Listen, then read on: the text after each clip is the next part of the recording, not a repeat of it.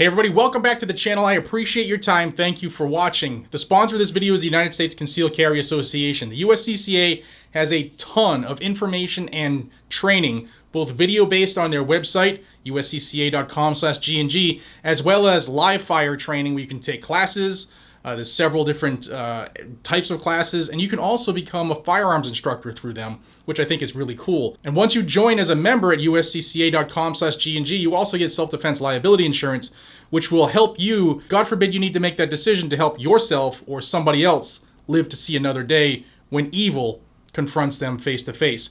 So please give them a look. It could be the most important link you ever hit, uscca.com/GNG. Now let's jump into this quick video I want to do here, and this has to do with, I'll admit I missed this update to a lawsuit where Ken Paxton, the Attorney General in Texas, is suing the ATF and the Attorney General Merrick Garland.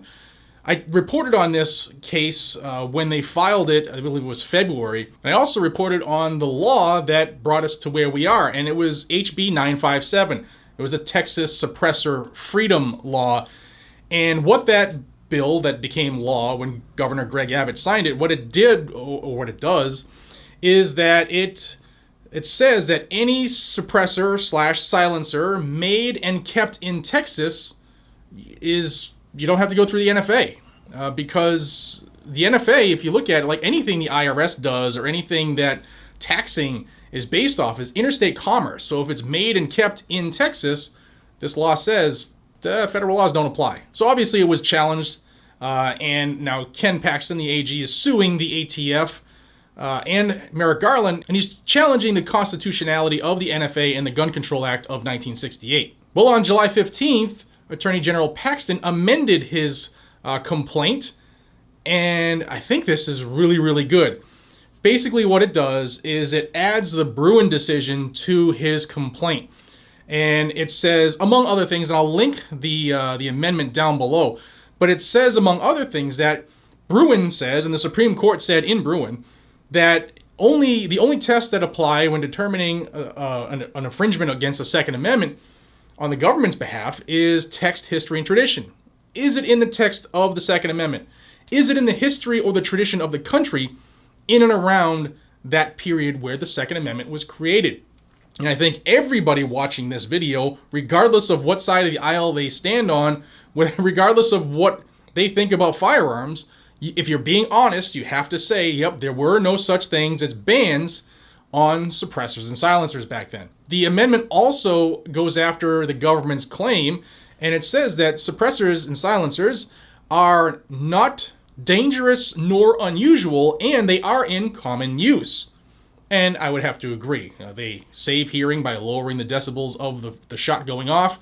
And for people who are watching this that might be on the anti-gun side, I know there are several of you here, it doesn't silence it totally. Please educate yourselves. It doesn't turn people into hitmen. It just does not.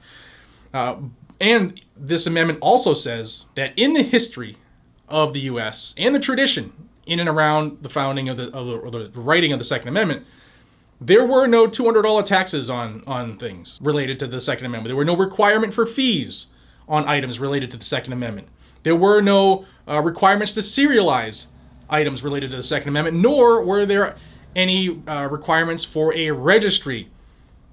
And that's what the NFA is. That's what the Gun Control Act is. The amendment also says that there are no more two-step balancing tests that were used in all of the gun control cases prior to Bruin. And as a reminder, Justice Thomas said a two-step approach goes one step too far. And the best part about reading this, again, the link will be down below, is that it says the government cannot tax the exercise of a constitutional right.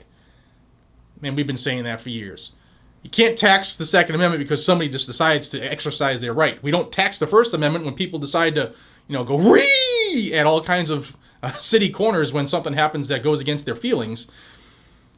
There's going to be a tidal wave, guys and gals. I know we all want it to happen instantly, but that's not the way the legal system is designed to work, for good reason sometimes. But there's going to be a tidal wave of gun control that is going to be demolished by freedom. And again, I'm going to put the video, link it above, to the Bruin decision videos I've done. It is an excellent decision. I strongly suggest that you read that decision. It's long.